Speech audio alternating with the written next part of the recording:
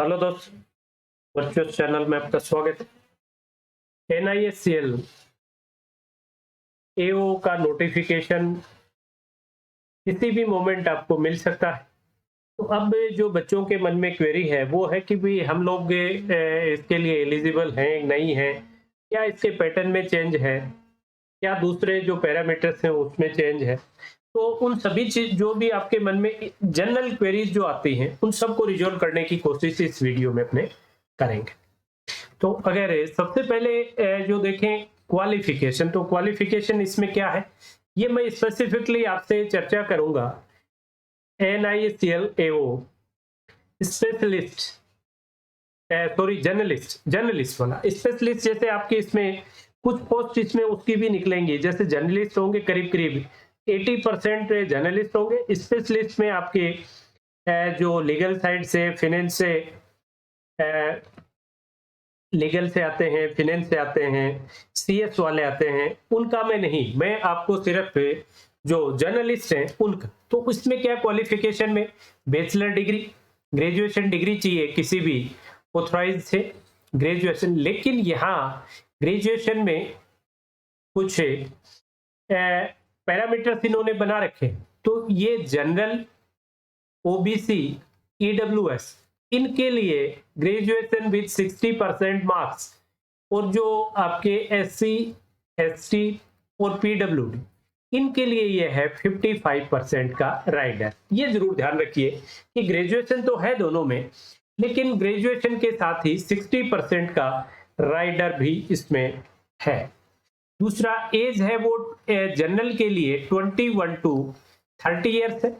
और फिर जो भी रिलैक्सेशन, जैसे OBC को 3 साल का, SC को 5 साल का, ST को, जो भी एक्स सर्विसमैन को, डिसेबल को, वो इसमें भी मैक्सिमम लिमिट में जो एज का जो राइडर है उसमें रिलैक्सेशन यहाँ भी।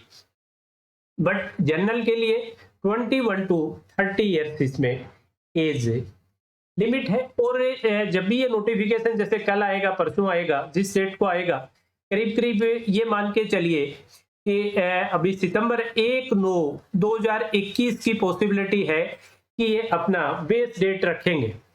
तो आपके पास क्वालिफिकेशन में जो डिग्री आपके पास है, पास आउट एग्जाम, वो भी ये मान के चलिए कि या तो 31 अगस्त या 1 सितंबर, कोई एक डेट इनके आसपास ही ये डेट आने वाली है। और वही बेस डेट आपके लिए रहेगी एज की कैलकुलेशन के लिए। तो ये आप ध्यान रखिए, 21 से 30 साल।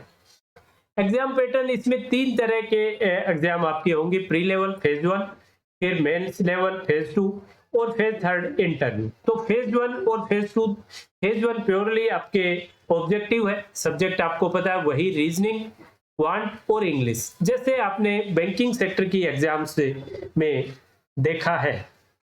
और रीजनिंग में कितने आपके क्वेश्चन, वही आपके 35 क्वेश्चन, 35 मार्क्स, ये भी 35 क्वेश्चन, 35 मार्क्स, और ये 30 क्वेश्चन, राइट। और सभी में 20 मिनट्स का इंडिविजुअल टाइम है। इंडिविजुअल टाइम है वही 100 क्वेश्चन, 100 मार्क्स, 1 घंटे का टाइम, लेकिन कंपोजिट नहीं, 20 मिनट्स इंडिविजुअल। मेंस में यहाँ थोड़ा सा चेंज है।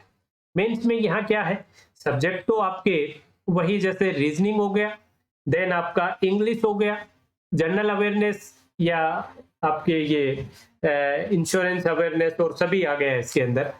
ये थोड़ा सा आप ध्यान रखिए, ये GA का पेपर इसमें थोड़ा अलग आता है। थोड़ा सा इसमें जो कंटेंट है आपके इंश्योरेंस से रिलेटेड, फाइनेंस से रिलेटेड काफी ज्यादा आता है, ये ध्यान रखिएगा इसमें। और एक लास्ट वाला क्वांट, तो इनमें क्या होता है, रीजनिंग के ये 50 मार्क्स का है इंग्लिश रीजनिंग, और ये सभी 50-50 मार्क्स। यहाँ किसी का भी वेटेज कम या ज्यादा नहीं है। ये भी 50 मार्क्स, ये भी 50 मार्क्स, 200 मार्क्स का हुआ। और ये कंपोजिट 2 घंटे का टाइम है, यहाँ कंपोजिट मिलेगा। लेकिन एक चीज का ध्यान रखिए कि इसमें सेक्शनल कट ऑफ है, इसमें सेक्शनल कट ऑफ भी है, राइट, ये ध्यान रखिएगा, सेक्शनल कट ऑफ भी है। फिर इसमें एक 30 मिनट का, 30 मिनट का इंग्लिश का डिस्क्रिप्टिव भी होगा, इंग्लिश का डिस्क्रिप्टिव भी होगा। 30 मिनट, 30 मार्क्स, 30 मिनट्स हैं और 30 ही मार्क्स का होगा, जिसमें एक लेटर होगा 10 मार्क्स का और एक ऐसे होगा वो आपके 20 मार्क्स का। तो राइट, ये आपका टोटल ये सीन रहा फेज सेकंड का, राइट। और फेज इसमें जब भी आपका इवेल्युएट होगा पेपर, तो जिस भी बच्चे ने यहाँ सेक्शनल कट ऑफ क्लियर की है उन्हीं का डिस्क्रिप्टिव पेपर इवेल्युएट किया जाएगा। कट ऑफ क्लियर नहीं की तो इवेल्युएट नहीं होगा, राइट। लेकिन एक और बड़ा यहाँ डिफरेंस है कि ये जो डिस्क्रिप्टिव पेपर है ये सिर्फ और सिर्फ क्वालिफाइंग नेचर है। हालांकि इसके मार्क्स हैं क्वालिफाइंग के लिए भी, इसके जैसे आपके जनरल और ईडब्ल्यूएस और ओबीसी, अगर मैं यहाँ देखूं इसका, यहाँ देख लो आप, जनरल, ईडब्ल्यूएस और ओबीसी, इन सब के लिए कितना मार्क्स है? 15 आउट ऑफ 30, मतलब आपको 50% मार्क्स स्कोर करने हैं क्वालिफाई करने के लिए। क्वालिफाई करना है आपको, क्वालिफाइंग नेचर का ही है, मार्क्स जुड़ेंगे नहीं, लेकिन क्वालिफाई करना है। और जो दूसरे आपके जो एससी, एसटी और पीडब्ल्यूडी, उनको भी बहुत बड़ी छूट नहीं है यहाँ, 13.5 आउट ऑफ 30। ये मैं सब चीजें आपको बता रहा हूँ, जो प्रीवियस इनका नोटिफिकेशन आया था उसको देख के, 2018 का जो नोटिफिकेशन था उसी से। तो बड़े चेंज इन जनरल नहीं होते, और कुछ चेंज होंगे तो नोटिफिकेशन के बाद अपने दोबारा इसको डिटेल में ब्रीफ कर देंगे। तो ये आपके रहा था उसमें, ये 15, ये 30, लेकिन ये डिस्क्रिप्टिव पेपर था, ये qualifying in nature. Final selection आपका फिर क्या होगा? फेज थर्ड इंटरव्यू के लिए बच्चे शॉर्ट लिस्ट कौन होंगे? जो जिन्होंने सेक्शनल कट ऑफ भी क्लियर की और यहाँ भी उन्होंने डिस्क्रिप्टिव में भी क्वालिफाई किया, उनको फिर आपके डिसेंडिंग ऑर्डर में टॉप टू बॉटम की तरफ रखते हुए जितने भी ये 3 टाइम्स या 4 टाइम्स, जो भी 3 to 4 टाइम्स जो लेंगे पोस्ट के अकॉर्डिंग, वो उतने बच्चे इसमें सेलेक्ट हो जाएंगे इंटरव्यू के लिए। फिर इंटरव्यू आपका होगा, और इंटरव्यू और फाइनल सिलेक्शन के लिए आपके मार्क्स जुड़ेंगे। एक तो फेज सेकंड का जो रिटन था, डिस्क्रिप्टिव नहीं, इसका सिर्फ ये जो ऑब्जेक्टिव पेपर जो आपका था इसके मार्क्स, और प्लस इंटरव्यू के मार्क्स, और उसको 80:20 में इसको वेटेड स्कोर निकाल लेंगे। 80% वेटेज रहेगा इन 200 मार्क्स का, और इंटरव्यू के मार्क्स जो भी 50 रहे 100 रहे उससे कोई फर्क पड़ेगा नहीं, ये अल्टीमेटली 20% पे इसको लेके चले जाएंगे वेटेड स्कोर में। जैसे आपके ये एसबीआई पीओ वगैरह में है, वही सेम चीज यहां भी निकल के आएगी, राइट। और एक इसके फाइनल सिलेक्शन में जिन बच्चों का सिलेक्शन हुआ उसके बाद एक वेट लिस्ट भी बनेगी। वेट लिस्ट वो करीब करीब अप्रोक्सीमेट 50% ऑफ वैकेंसीज, मान लो 300 वैकेंसीज है तो 150, मतलब 300 तो सेलेक्ट हो गए फाइनल, और 150 का वेटिंग में भी रखेंगे। तो ये सीन है। और इसको अगर मैं देखूं कि प्री से मेन में कितने टाइम्स करेंगे, तो ये 15 टाइम्स है प्री से मेन में। मतलब अगर जैसे अपने 300 पोस्ट हैं तो 15 गुना 4500, 4500 बच्चों को शॉर्टलिस्ट करेंगे सेकंड फेज के लिए, और सेकंड से 3 to 4 टाइम्स करेंगे इंटरव्यू के लिए। और फिर इंटरव्यू में भी लास्ट में जो लिस्ट निकलेगी वो आपके जितने वैकेंसीज हैं उनका तो सिलेक्शन हो गया, और उनकी 50% की एक वेट लिस्ट भी आएगी। तो ये कुछ चीजें आई थिंक, इसके अलावा और तो कुछ ऐसी चीजें मुझे नहीं लगी जो इसमें बची है, राइट। इसके अलावा अगर मैं देखूं कुछ चीजें जो, जैसे जिन बच्चों का सिलेक्शन हो गया तो ये चीजें निकल के आती हैं कि इसमें प्रोबेशन पीरियड कितना है। तो इसमें प्रोबेशन पीरियड आपका 1 ईयर, प्रोबेशन पीरियड कितना है? 1 साल का है। और उसके बाद आपको एक एग्जाम क्लियर करनी होती है, आपको एक एग्जाम क्लियर करनी होती है, और उसका वो एग्जाम क्लियर, ये एग्जाम कंडक्ट कौन करता है?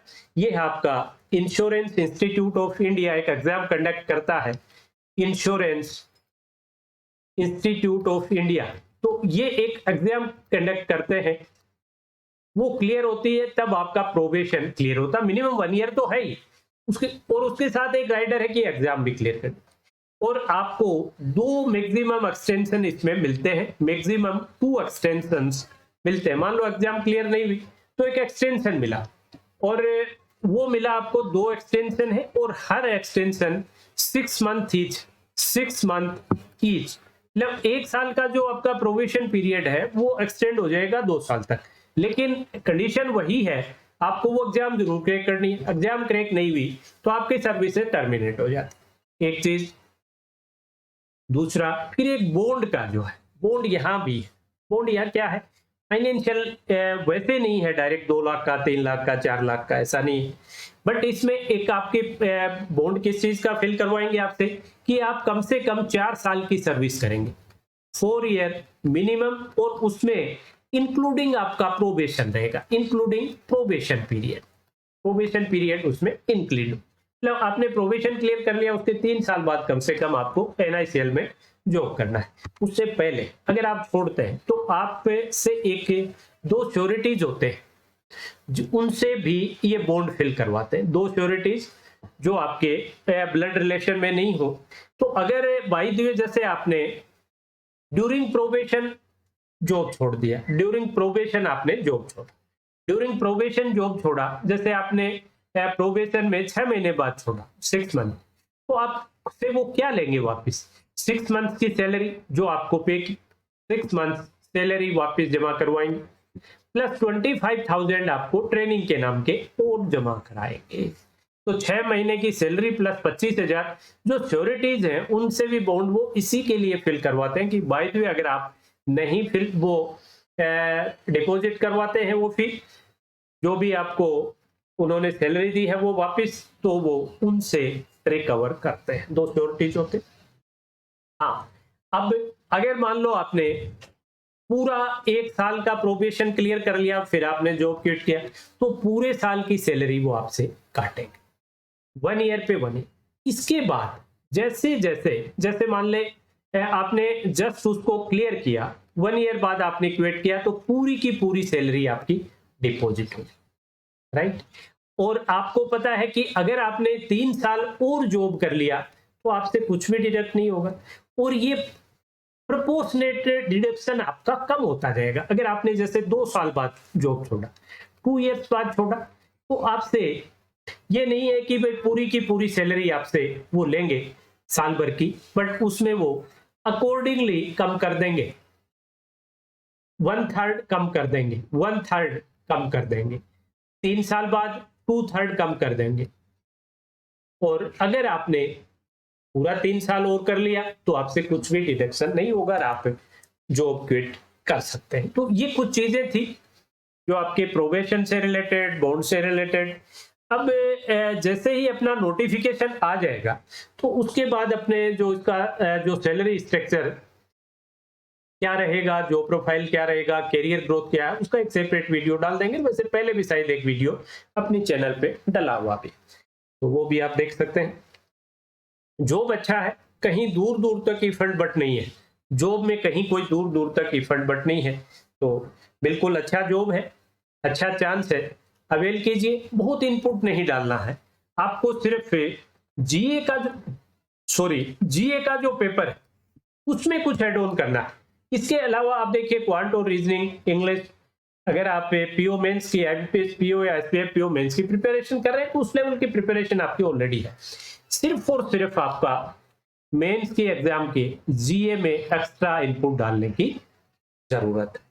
अब मैं बताऊं, अपने चैनल वर्चुअस पर भी प्री और मेंस की क्लासेस पूरे साल भर चलती रहती, क्वांट और रीजनिंग, क्वांट एंड रीजनिंग की प्री और मेंस की क्लासेस चलती रहती। जैसे ये नोटिफिकेशन आ जाएगा तो इनके लिए प्री की स्पेसिफिक क्लासेस भी क्वांट और रीजनिंग की अपने शुरू कर देंगे। तो चलिए भी, that's all for today session, have a nice day.